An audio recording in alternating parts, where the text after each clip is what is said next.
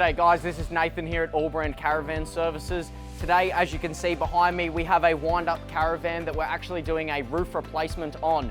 As you can see, we've already dropped all of the canvas down, removed all of the wiring, internal cowlings, everything like that.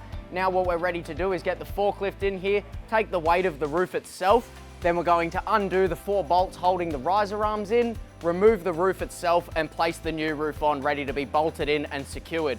If you come with me, you will see that there's actually lots of water damage on this roof as well, particularly up on these front corners where it's actually been leaking water in consistently.